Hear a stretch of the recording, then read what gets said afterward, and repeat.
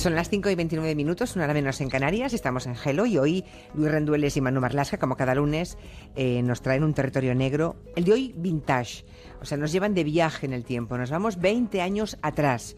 Y nos vamos a Boulder, que es una ciudad de Colorado, en Estados Unidos, donde ocurre una historia tremenda que 2 décadas más tarde, 20 años más tarde, se dice pronto, sigue sin resolverse. Buenas tardes a Luis y buenas tardes a Manu. Hola. Hola, buenas tardes. Es el crimen, puede que ustedes se acuerden, los que tengan edad para acordarse lo recordarán porque ocupó mucho tiempo de los medios de comunicación. Es el crimen de la reina de la belleza infantil. ¿Cómo se pronuncia este nombre? John Bennett. John Bennett. John Bennett Ramsey, sí. John Bennett Ramsey. Bueno, es la imagen, es una niña pequeña que iba maquillada, peinada, vestida como una adulta. Dio la vuelta al mundo, desde luego, y horrorizó a medio mundo. Estamos viajando en el tiempo para situarnos. Era justo el año en que esta canción de Los del Río triunfaba, en Estados Unidos particularmente. Contanos en primer lugar algo de la protagonista de esta triste historia, de John Bennett Ramsey. Pues es una cría que nació el 6 de agosto del año 90 en el estado de Georgia, en Atlanta. Era la segunda hija del matrimonio formado por John Bennett Ramsey, propietario de una empresa informática, y por Patsy Ramsey, que era una antigua reina de la belleza también, que llegó a ser, como máximo galardón, Miss West Virginia en el año 1977. Cuando John Bennett era muy pequeñita, toda la familia se marchó desde Atlanta hasta Colorado, hasta Boulder. Y muy pronto la madre, Patsy, fue presentando a su hija, a la cría, desde que era muy pequeña, a distintos concursos de belleza infantil, que a veces financiaba ella misma, la madre. Y así la niña, John Bennett, fue ganando certámenes de American Royal Miss, de Colorado State, de Little Miss Charlevoix, Michigan, en Colorado otra vez, en un certamen navideño, en fin. De certamen en certamen. Eso es. Aquí nos puede parecer surrealista, ¿no? Increíble, pero esos concursos tienen mucho predicamento en Estados Unidos, ¿no? Pese a que se les puede acusar clarísimamente de promover, entre otras cosas, yo añadiría más, pero de entrada la explotación infantil. Pues datos de hoy, no de hace 20 años cuando fue asesinada la cría, sino de hoy. Se calcula que hay unas 100.000 niñas de entre 5 y 12 años que participan en estos concursos. Y en estos concursos, cualquiera puede verlo en Internet, se puede ver a crías con lentillas de colores, bronceados artificiales, hasta pechos postizos y, lo peor de todo, yo creo, pequeñas intervenciones de cirugía plástica pues para corregir o para remarcar alguno de sus rasgos, ¿no? Y todo en aras de convertirse en reinas de la belleza infantil. Es un mundo, ojo, que mueve 5.000 millones de dólares al año y que reflejaba muy bien, y desde aquí lo recomendamos, una película que se llamaba Pequeña Miss Sunshine. Sí, Pequeña Miss Sunshine, es verdad, gran película. Bueno, nuestra protagonista, de la mano de su madre, consigue ese título de reina de la belleza en varios de esos concursos con apenas 6 años. Imagínense lo que tuvo que hacer antes, porque esto lo consigue con 6, llevaría desde los 3 seguramente, ¿no? Pateando Estados Unidos. ¿Qué pasó el 26 de diciembre de 1996 en la casa de los Ramsey? Esa tarde la madre, Patsy, encuentra en las escaleras de la cocina una nota de 3 folios, de 3 páginas. En esa nota se dice que John Bennett, la cría, había sido secuestrada y que su vida, el rescate, valía $118.000, que era exactamente la misma cifra de dinero que el padre acababa de cobrar como un bonus, una especie de prima, por las ganancias de su compañía informática. La nota del supuesto secuestro también decía que no debían avisar a la policía. La madre y el padre y también el otro hijo, Burke, que entonces tenía 9 años, empezaron a buscar a la cría pequeña por la casa y las inmediaciones, pero no la encontraron, así que decidieron hacer caso omiso a la nota de los secuestradores y sí avisaron a la policía de Boulder. Bien, y la policía pensó lógicamente que estaban ante un secuestro, que iban a pensar, ¿no? Probablemente motivado por la fama de la niña, porque la niña era famosa en Estados Unidos. Claro. Sí, la niña ya era bastante conocida en Estados Unidos, sobre todo allí en Colorado, donde también era su madre. Y además los padres tenían una muy acomodada posición económica, porque a John Ramsey, su empresa informática, Access Graphics se llamaba, le iba pues bastante bien. Un grupo de agentes llegó a la casa familiar y 8 horas después de rebuscar superficialmente por la casa, después de buscar por los alrededores, y no haber ninguna señal de los captores de la cría, la policía le pidió a John Bennett que iban a registrar juntos, la policía y él, a fondo la casa, cualquier rincón de la casa, sobre todo por si encontraba algo fuera de su lugar habitual o algo que delatase lo que parecía la presencia de un extraño, que algún intruso hubiese irrumpido ahí y se hubiese llevado a la cría. Ahora, tremendo que no lo hubieran hecho antes, pero en fin, el caso es que se ponen a buscar a fondo y en esa inspección, en efecto, llegó un hallazgo terrible dentro de la casa. Así fue. En el sótano de la casa encontraron un pequeño bulto tapado por una sábana, que era el cadáver de la niña, de John Bennett. Según se puede leer en el informe de autopsia, la niña estaba boca arriba, cubierta por una sábana y una camiseta.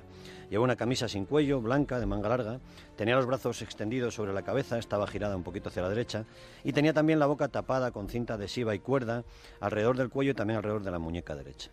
¿Y se sabe cómo murió la pobre cría? ¿Se pudo averiguar? Sí, la autopsia fue bastante clara en esto. La cría murió estrangulada con una técnica que en España nos resulta tristemente familiar, que es la del garrote, ¿eh? Tenía una cuerda de nylon alrededor del cuello y parte de un mango de brocha con el que fueron apretando esa soga dando vueltas hasta provocar la asfixia de la niña.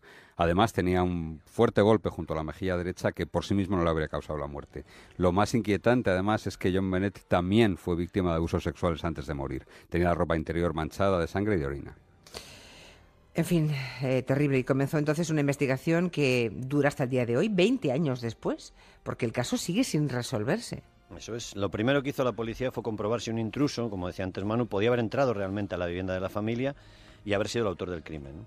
El padre contó a la policía que todas las puertas estaban muy bien cerradas, tenían seguro, pero los agentes encontraron después que una de las puertas de la vivienda estaba abierta y había una ventana con el cristal roto.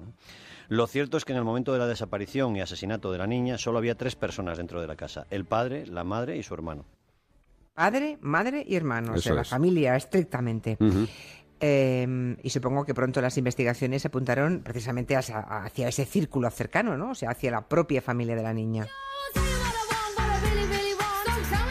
Estamos ya en 1997, los primeros días del 97, cuando las Spice Girls triunfaban con esta canción enormemente en Estados Unidos. Y en esos, en esos primeros días es cuando Sí. la policía empieza a apuntar, ante la falta de indicios que indicasen otra cosa, empieza a apuntar al corazón del hogar de los Ramsey, a la propia familia, ¿no? Y los agentes hicieron constar varios hechos que ellos consideraron, bueno, pues al menos sospechosos, ¿no? Por ejemplo, el padre de John Bennett alteró la escena del crimen porque fue el primero que accedió a la cría y en vez de esperar la llegada de la policía, le quitó de la boca a la cría la cinta adhesiva. Y precisamente ese pedazo de cinta que le quitó el padre dio a la policía una pista que en ese momento se consideró trascendente. Esa cinta adhesiva que había estado tapando la boca a la cría tenía fibras de un vestido perteneciente a la madre de la víctima. Y poco después, además, se supo que el papel con el que se había escrito la nota de 3 folios que hablábamos al principio, procedía de un cuaderno que fue encontrado también en la vivienda. O sea, que los padres, por lo que estáis contando, se convirtieron en los principales sospechosos, claro. Sí, además en esta especie de juicios paralelos que a veces hacemos periodistas, opinión pública, los padres no gozaban de la simpatía de casi nadie en Colorado, ¿eh? Mucho menos cuando contrataron a 2 carísimos abogados criminalistas, a un investigador privado y también a relaciones públicas para que lavara un poco su imagen. Los padres se pusieron a la defensiva desde el primer momento, aunque ofrecieron una recompensa de $100.000 a cambio de cualquier pista para dar con el asesino de su hija. Pero no solo ellos se convirtieron en sospechosos, sino que también el hermano, Burke, un crío que entonces tenía 9 años, fue investigado por la policía. Pues tenía 9 años. Sí, pero ese crío tendría un móvil, según la policía, un móvil tan antiguo como son los celos. Según las teorías que le querían relacionar con el crimen, él, bueno, pues estaba harto de que su hermana fuese el centro de atención, la niña bonita, la mimada, la que llevaban a los concursos, prácticamente el centro de toda la familia, ¿no? Los padres dijeron a la policía que los hermanos tenían una muy buena relación, aunque es cierto que en el verano del año 1994, 2 años antes de la muerte de la cría, Burke golpeó a su hermana, a la que tuvieron que reconstruir la mandíbula. La golpeó con un palo de golf, concretamente. Madre mía. ¿Y hasta cuándo duraron esas sospechas sobre la familia de la niña? ¿Se despejaron en algún momento o están ahí todavía? Tardaron bastante. En el año 2006, en el año en que la madre murió, Patsy murió a consecuencia de un cáncer, un experto del FBI todavía dijo que la carta en la que se anunciaba el secuestro de John Bennett había sido escrita por la madre, la acusó directamente. Según este especialista, la nota había sido escrita para despistar a los investigadores y en ella había frases, según siempre este agente del FBI, que delataban que estaba escrita por una mujer. Él, por ejemplo, pensaba que la frase "los 2 señores que guardan a su hija" quería decir eso, ¿no? El informe señalaba también que expresiones como "no intente idear un plan, John", dirigida al padre, denotaba que el autor, el que había escrito esa nota, conocía muy bien también al padre de John Bennett. O sea que Patsy, la madre de esta criatura, murió, como habéis dicho, en 2006, Sí.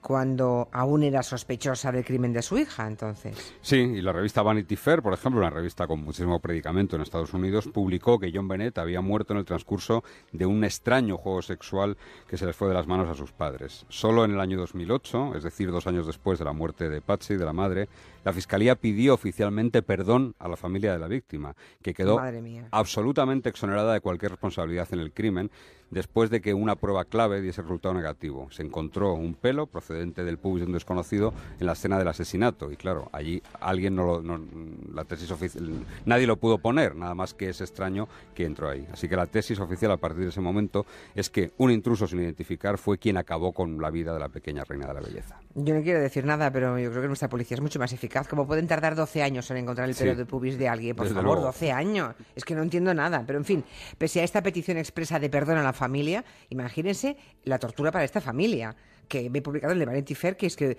la niña muere en el transcurso de un juego sexual que se les fue de las manos. Es que no me extraña que se muriese la madre de cáncer, vamos, es que es terrible.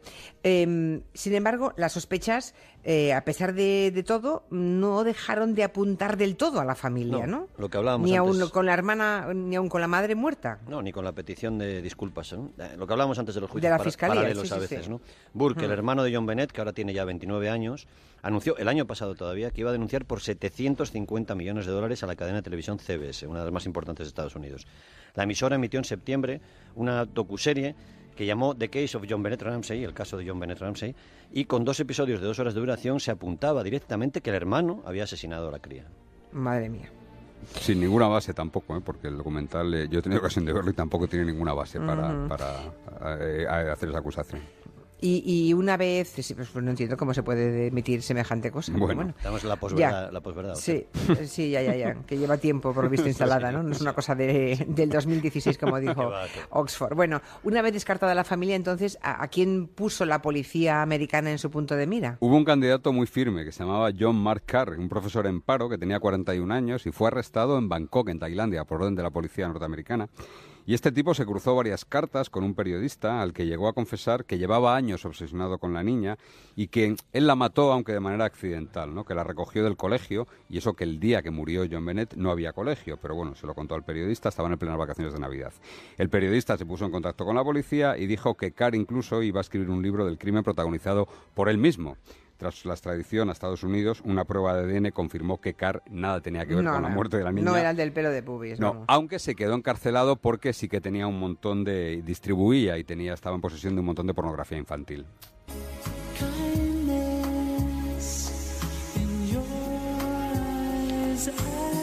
Hablamos de lo ocurrido hace 20 años. George Michael triunfaba con esta canción cuando la policía empezó a intentar resolver este crimen que aún hoy sigue sin esclarecerse y en el que supongo que hubo más sospechosos, además de la familia y de ese profesor ávido de fama, ¿no?, que se inventó una historia para que le acusaran a él. Sí, hubo, porque la policía americana descubrió que esos concursos de belleza infantil atraen a determinado perfil de hombres, ¿no? Por ejemplo, Gary Oliva, un pederasta que había cumplido condena y vivía muy cerca del hogar familiar de los Ramsey, fue otra persona que estuvo debajo de la lupa. Un amigo de la familia que se llamaba Bill McReynolds también fue investigado a fondo porque en las fechas anteriores al crimen pasó mucho tiempo con la cría y se disfrazaba de Papá Noel con ella. Un chatarrero que residía cerca de Boulder y tenía antecedentes por agresión sexual también estuvo bajo el foco de la sospecha, pero ninguna de estas líneas de investigación dio resultado. Nada. ¿Sabéis una cosa que me recuerda a algo? Esto que me estáis contando de esta pobre niña, a lo que años después ocurrió con Madeleine McCann, la niña que murió en Algarve, en Portugal. Tiene varias similitudes. ¿Verdad? Lo primero, lo mediático que se convirtió en los dos casos, ¿no? Y eso que el caso de esta cría, la reina de la belleza, llegó un poquito antes y un poco antes de la explosión de Internet y de que se hablase de lo viral, ¿no? Tiene muchas similitudes en los dos casos. El empeño de los investigadores, que es verdad que en ocasiones puede parecer lógico, por culpar a los padres, hizo que se pasaran por alto, y este es el error fundamental de este caso, se pasaran por alto muchos detalles y que se cerrara demasiado pronto determinadas líneas de investigación. Es decir, tanto en el caso de Madeleine McCann como en este caso, la policía puso el foco enseguida sobre la propia familia y seguramente eso hizo que no se mirasen otras pruebas, como ese vello que decías antes, ¿no? Y se perdiera mucho tiempo, claro. En el caso de John Bennett, de esta niña, sabemos que murió, ¿no? Algo que en el caso de Madeleine McCann ni siquiera lo sabemos. Claro, a ciencia cierta, claro. No hay prueba, no hay cuerpo, no hay cadáver. Bueno, en los dos casos, como en todo gran caso mediático que decimos ahora, el crimen de la reina de la belleza infantil en Estados Unidos ha tenido también versiones conspiranoicas, ¿no? La más surrealista es la que comenzó a extenderse en diciembre de 2014, hace relativamente poco, a través de un vídeo delirante que está colgado en YouTube por un tipo que dice llamarse Dave Johnson y que el pasado fin de semana llevaba casi 3 millones de espectadores. ¡Qué barbaridad!